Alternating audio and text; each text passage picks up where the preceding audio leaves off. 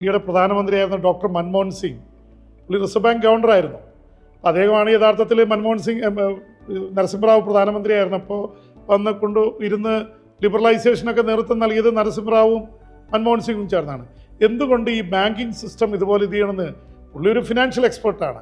Raghuram Rajan Reserve Bank ഗവർണേഴ്സിൽ ഒരു വളരെ ലോകമെമ്പാടും പേരെടുത്ത ഒരാളാണ് രഘുറാം രാജൻ. ഇപ്പോൾ IMF ഗീതാ ഗോപിനാഥ് മലയാളിയാണ്. പക്ഷെ ഇവരൊന്നും ഇപ്പോൾ താങ്കൾ പറയുന്ന ഇതാണെങ്കിൽ why they are not accepting ഈ തിയറി എന്തുകൊണ്ട് അക്സെപ്റ്റ് ചെയ്യുന്നില്ല? ബാങ്കിനെ മൊത്തം പൊളിച്ചു പണിയണം, അതാണ് മണി ക്രിയേഷൻ നടത്തുന്നത്. They will be knowing it. Okay, അപ്പൊ ഞാനൊരു ചോദ്യമാണ്. വളരെ നല്ല ചോദ്യമാണ്. ഇത് തർക്കിക്കേണ്ട ആവശ്യമില്ല. ഞാൻ സിമ്പിൾ ഡേറ്റ തരാം. ഇന്ത്യയിൽ മൊത്തം നമ്മൾ പൈസ ഉണ്ടാക്കിയിരിക്കുന്ന $2.8 ട്രില്യൺ ആണ്. ഓക്കെ, അത്രയേ ഉള്ളൂ നമ്മുടെ രാജ്യത്തിൽ ഇന്ന്. US 21 ട്രില്യൺ ആണ്, ചൈനയിൽ 40 ട്രില്യൺ ആണ്. ഇന്ത്യനേക്കാളും 14 ഇരട്ടി പൈസ ചൈനയിൽ ഉണ്ടാക്കിയിട്ടുണ്ട്. ഇത് നമ്മൾ തർക്കിക്കേണ്ട ആവശ്യമില്ല, ഇത് റിയൽ ഡേറ്റ ആണ്. ഓക്കെ, ഈ ചോദ്യം ഇവരോട് ചോദിക്കുക, എന്തുകൊണ്ടാണ് ഇന്ത്യയിൽ നമ്മൾ ഇത്രയും കുറച്ച് പൈസ നമ്മൾ ഇതുവരെ ഉണ്ടാക്കിയിരിക്കുന്നത്? അതാണ് നമ്മുടെ എല്ലാ പ്രശ്നത്തിന്റെ റൂട്ട് കോസ്. ഞാനൊരു ഉദാഹരണമായിട്ട് പറയാം. ഇൻഫോ പാർക്ക്, നമ്മളിപ്പോൾ നിൽക്കുന്ന നമ്മുടെ ക്യാമ്പസ് ഇൻഫോ പാർക്ക് കേരള ഗവൺമെന്റിന്റെ ഒരു കമ്പനിയാണ്.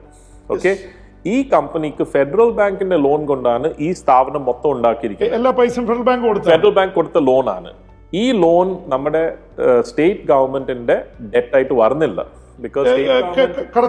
യെസ്, നമ്മുടെ ഈ നെടുമ്പാശ്ശേരി എയർപോർട്ട് ഒക്കെ same concept. Okay, it's A private airport. So private 15% owned by the government, 85% by the private, but funded through bank loans. മനസ്സിലായില്ലേ?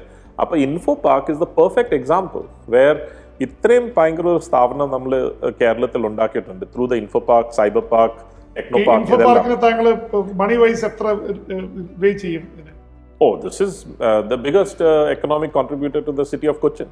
ശരിക്കും ഒരു ലക്ഷത്തിൽ കൂടുതൽ ആൾക്കാർ ഇവിടെ ജോലി ചെയ്യുന്നുണ്ട്. അത് വളർന്നുകൊണ്ടിരിക്കുകയാണ്. ലക്ഷക്കണക്കിന് കോടിയുടെ ഒരു I don't know the amount, but huge.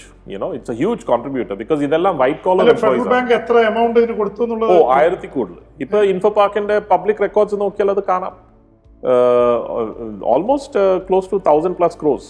That is a loan. പക്ഷെ 1000 crores കൊടുത്തപ്പോൾ മണി ജനറേറ്റ് ചെയ്തത് ലക്ഷക്കണക്കിന് കോടിയാണെന്നുള്ളതാണ് എന്റെ അത്. No, that has resulted in this huge boost. എൻ്റെ പോയിന്റ് എന്താണെന്ന് വെച്ചാൽ, ആ പൈസ എവിടുന്നാ വന്നേ?